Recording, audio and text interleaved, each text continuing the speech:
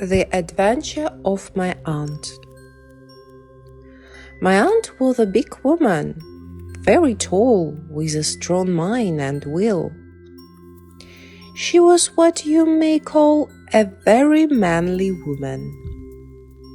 My uncle was a thin, small man, very weak, with no will at all. He was no match for my aunt. From the day of their marriage, he began to grow smaller and weaker.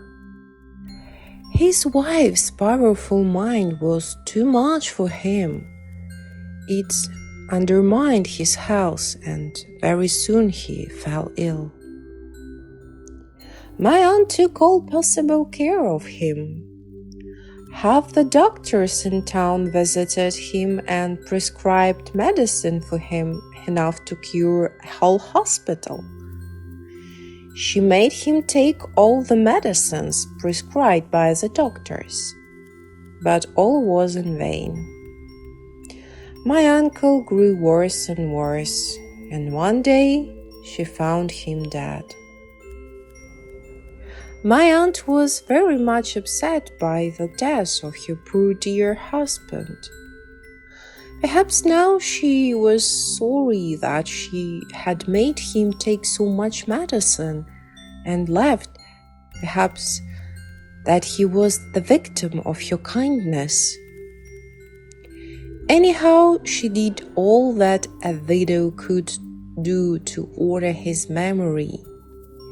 She spent very much money on her mourning dress.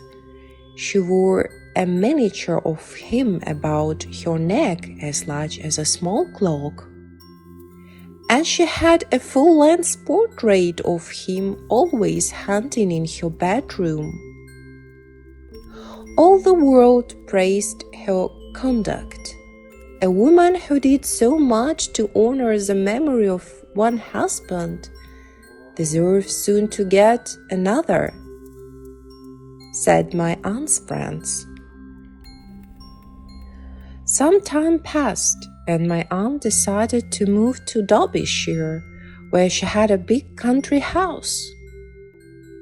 The house stood in a lonely, wild part of the country, among the great Derbyshire hills.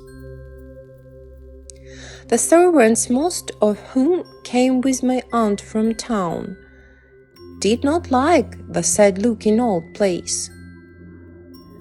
They were afraid to walk alone about its half-empty, black-looking rooms. My aunt herself seemed to be struck with the lonely appearance of her house. Before she went to bed, therefore, she herself examined the doors and the windows and locked them with her own hands. Then she carried the keys from the house, together with a little box of money and jewels, to her own room. She always saw to all things herself. One evening, after she had sent away her maid, she sat by her toilet table, arranging her hair. For in spite of her sorrow for my uncle, she still cared very much about her appearance. She sat for a little while looking at her face in the glass, first on one side, then on the other. As she looked, she thought of her old friend, a rich gentleman of the neighborhood who had visited her that day and whom she had known since her girlhood. All of a sudden, she thought she heard something move behind her. She looked round quickly, but there were nothing to be seen. Nothing but the painted portrait of her poor dear husband on the wall behind her. She gave a heavy sigh to his memory, as she always did whenever she spoke of him in company, and went on arranging her hair. Her sight was re-echoed. She looked round again, but no one was to be seen. "Oh, it's only the wind," she thought, and went on putting her hair in papers. But her eyes were still fixed on her own reflection and the reflection of her husband's portraits in the looking-glass. Suddenly, it seemed to her that in the glass she saw one of the eyes of the portrait move. It gave her a shock. "I must make sure," she thought, and moved the candle so that the light fell on the eye in the glass. Now she was sure that it moved. But not only that, it seemed to give her a wink, exactly as her husband used to do when he was living. Now my aunt got really frightened. Her heart began to beat fast. She suddenly remembered all the frightful stories about ghosts and criminals that she had heard. But her fear soon was over. Next moment, my aunt, who, as I have said, had a remarkably strong will, became calm. She went on arranging her hair. She even sang her favorite song in a low voice and didn't make a single false note. She again moved the candle, and while moving it, she overturned her workbox. Then she took the candle and began without any hurry to pick up the articles, one by one from the floor. She picked up something near the door, then opened the door, looked for a moment into the corridor as if in doubt whether to go, and then walked quietly out. She hurried down the stairs and ordered the servants to arm themselves with anything they could find.